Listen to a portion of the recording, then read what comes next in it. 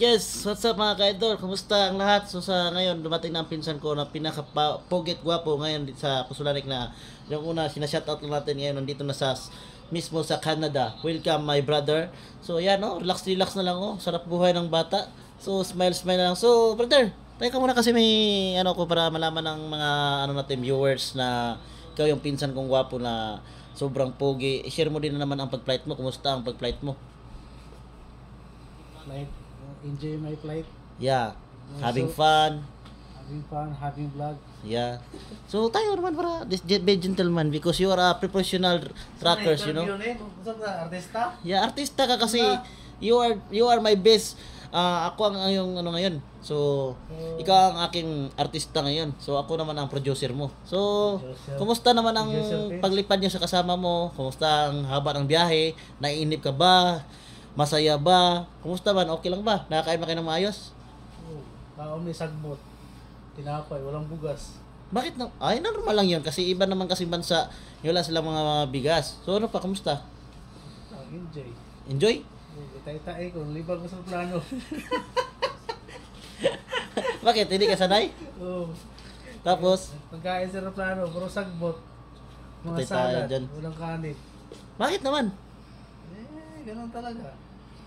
Hmm. Pagkain pala naman. Yung mga kasama mo, okay lang ba sila din sa pagkain? Walang kanin, ano pala, mga pasta, ganun. Pasta? Kala ko yung pasta sa ngipin. Oh, hindi. Iba yon. Pagkain yung pasta doon sa aeroplano. So, kumusta naman yung ano mo, yung mga kasama mo? Do you like pasta? Sabi ng stewardess. No, I want rice. No rice.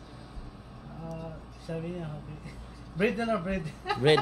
Pagkatapos, dumating, nabusog. Kaya ako nga rin nung flight ako, di ako nabusog eh. Kasi siyempre, nanibago ko sa pagkain. Parang gano'n din kayo. May wine din sila, di ba? May soft drinks. Wine. Oh, di ba? Hingi ako ng wine. Yung kasama mo, kumain ba? Ano bang kinain nila? Pares-pares lang ba kayo? Sinapay. Pagdating namin sa Europe, nagharap kami ng kanin. Walang kanin doon. Ang kanin do guys, nandito siya sa bahay namin yun guys. Kasi bukas pa siya ma-report guys sa kumpanya niya. So, kumpanya niya guys, magalaki din kumpanya. So, si Mard. So, kumusta naman ang ano? Okay lang. Tuesday mag-report na ako. So, anong feeling mo ngayon nga nandito ka na? Nakapag-relax ka muna, dumating ka na dito sa pangarap natin. Ngayong dalawa, nauna lang ako sa'yo ng konti. Ha? So, ano masasabi mo sa mga nagsasabi na ano, magsha-shoutout ka nga sa ano, yung may sinasabi dito na sobrang luwag sa Canada, tapos sisiw lang. So ano masasabi mo sa mga nagbabasher dyan, ng mga nanonood lang ng mga kaibigan natin na kapwa Pilipino na mga nang-idol lang sila. So may sinasabi lang sila na parang gusto nilang sabihin na mas magaling sila. So anong sasabihin mo? Hayaan mo sila mag-bash. Ayan mo sila. Oh, Normal yan sa vlogger. alright. So Bash ng bash sila, wala silang narating. oh, Diba? tama. Dapat talaga, kung gusto nila makarating dito, mag-IELTS sila, mangarap sila, mag-requirement sila. Hindi basta-basta pumunta dito, Alright. may proseso eh. Butas ng karayom talaga. Hindi basta-basta. Ayan. Oh, naka-relax na guys, oh. Number 4, nakala ng sapatos. Kanina mayroong sapatos pa yan. Relax lang siya. Relax na. Sarap ng buhay, guys. Karating pa lang, guys, may uniform ng Canada. Welcome to Canada. Alright. Yun talagang buhay. Kailangan mo pag-pray mo yan. Shoutout mo na yung mga ano mo, mga kasama natin dun, sino mga ano mo. Kasi para makikita ko nila. Kasamahan ko sa batch, Ricky, Coronel, kasi Aiden. Sino? Sa mga Ako, mga tropa natin driver 5 doon. kami guys, na Pilipino sa Simard. Yeah. Tapos may 5 pa na pa-flight by October. Right. Tapos may mga second ba, third batch pa, marami pa. Yan. So, welcome Canada. Alright. So, ngayon, pinanood ko lang to sa vlog, pero ngayon nandito na ako. Siya na mismo binablog ko ngayon, guys. Good talaga, no? Yeah. So, sino tumulong, brother? Yun, mga tumulong natin, mga brother natin dito. Alright. 3 brothers. Canada. Yeah. USA vlog. Alright. Shout out. So, yan ang pinsan kong Pogi. Alright. So, congrats tol and welcome to Canada. And enjoy lang tayo lagi. Alright. Sikap lang kayo. Kailangan nyo ng experience. Yeah. Tapos, IELTS, kailangan nyo. Good. Yan. Yan ang gusto kong marinig sa iyo. Ano pa? I-share mo sa kanila ang mga pinagdaanan natin. Bago tayo nakapatong. IELTS talaga importante. Alright. Kasi yung pera, nahanap ng paraan. Yes. Dapat yung requirements. Mm. Kasi pag ang IELTS kasi madalas natatakot yung mga driver eh. Alright. Kaya naman kasi ng iba kasi ang iniisip kasi nila ay mahal tol. Eh kung yan yung mindset mo, wala kang mararating. Alright. Kasi kung pag nabagsak daw mahal, investment yan is mamumuhunan ka talaga sa sarili mo. Alright. Kasi kung yan yung mindset mo, puro ka mahal, Alright. sayang pera, tatanda ka lang dyan sa Pinas. Alright. Dapat mag-take ka talaga ng ano. Yeah. Bigyan mo ng oras yung sarili mo, mag-review ka. Yeah, that's good. That's great. Yeah. Tama, tama. So, Apply ka. Hindi yan. yung puro ka lang pangarap. Kailangan may that's kailangan right. may gawa. Mhm. Oo, kasi mag-requirements ka. Tama, Kasi tama. kung may apply ka, may inaantay ka. Hindi kung puro ka Yes. lang pangarap, puro ka lang tanong-tanong sa mga vlogger. Paano? Eh, kailangan magre-research ka. Paano yung IELTS, paano yung requirements. Tulad ng ginawa natin, di ba? Oo. Mm. Eh, dami na So, bago kami dumating dito, guys, grabe yung sacrifice namin, guys. Nauna na sa kanya ng konti. Pero grabe talaga, guys. So, hindi basta-basta pinagdaanan namin bago pumunta dito. trabaho pa kami sa Pusulari, puyat. Puyat. Punta ng agency, Yeah, punta ng right. TISDA, kuha ng requirements. Minsan wala pa kami tulog, guys. Ganun-ganun pa kami takbo sa daan para lang matapos namin. Iniisip namin ang pangarap. Alright. Puyat ka na, tapos bigla kang mag-report, bigla kang submit. Alright. Pare-pare ka sa So, Manila. ang kasama namin, dasal lang talaga at paniniwala. So, sacrifice talaga kasi Alright. kung wala kang sacrifice, wala talaga. Alam, deserve ka naman. Deserve, lahat naman tayo deserve na. So, dati guys, chat lang kami tawagan, nangumusta siya. Ngayon, nandito na siya. Makikita ng Panginoon yan. Alright. Yung hirap mo sa pag-apply. Alright. Makikita mo ni God yan na itong tao na to. Amen. Deserve to maging truck driver sa dalawa. Kasi nakikita niya yung hirap mo eh. Yeah, tama, Nakita tama. niya yung sacrifice mo sa review, sa requirements mo, nangutang ka. Alright. Ganon yun eh. Hindi basta-basta. Kaya kung ano mang narating namin, hindi magic. Lahat Alright. yan. God knows yan. Hindi magic at legit. Hindi yan hindi. Ang kakampi natin, Hindi di ba alam mo ano yon? God is knows everything. Yan ang kapit namin sa bawat lakad namin. Kasi hindi mo siya yung nakakalam sa atin eh. Kailangan Yeah. gabay. Hindi mo yung, Tama. hindi lang yung sarili mo, yung yabang mo, hindi. Kaya Yes. mo ipag-pray. Right. Kung anong pangarap mo, ipag-pray mo. Yan, Ibigay kami, yan. pinag-pray namin yan guys. So, salamat kami na nabuo namin.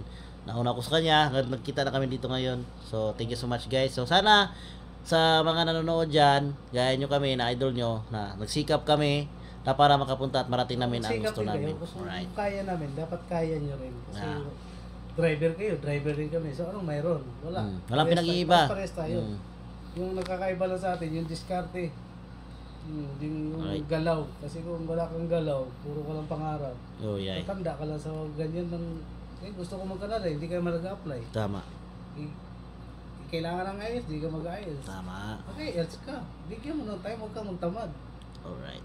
Alam mo, kailangan mo ng IELTS, mag-review ka. Kami nga, YouTube lang, Google eh. Hindi na kami nag-review. Wala na kami time mag-reviewer. Kasi truck driver ka sa Pilipinas. Oh.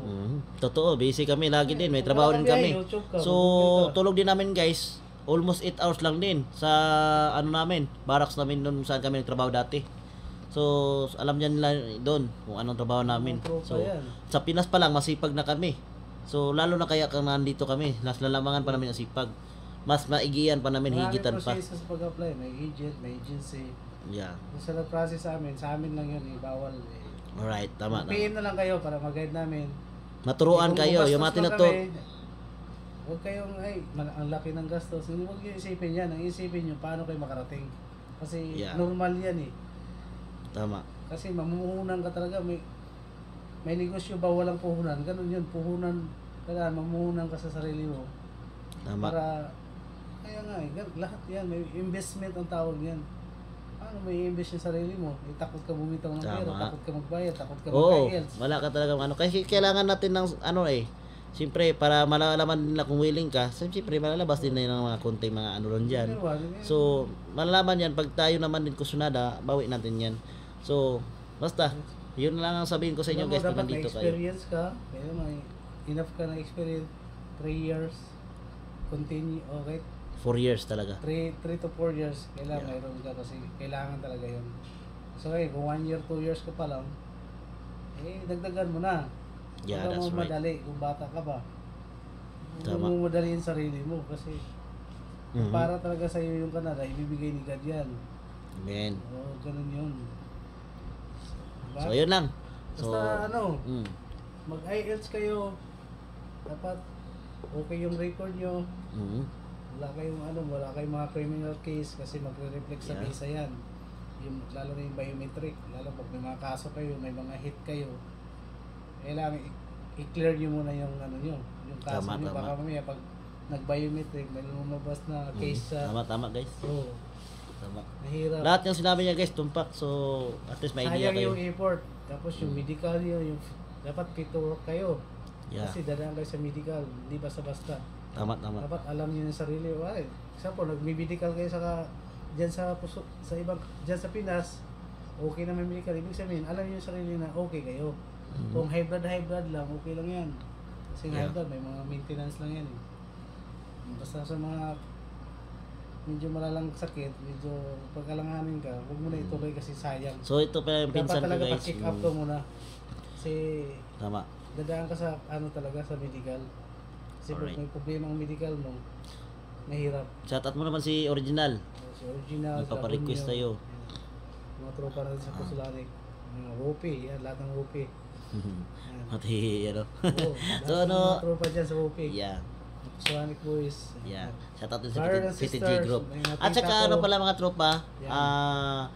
ano pala, i-follow nyo rin sa page ng brothers ko, sa mga idol Oh. natin dyan. Ano palang page mo, pangalan mo, my brother?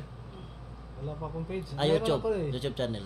Hindi na. Responder PH lang yung ko. Alright, page. so Responder Philippines guys. Philippines, alright?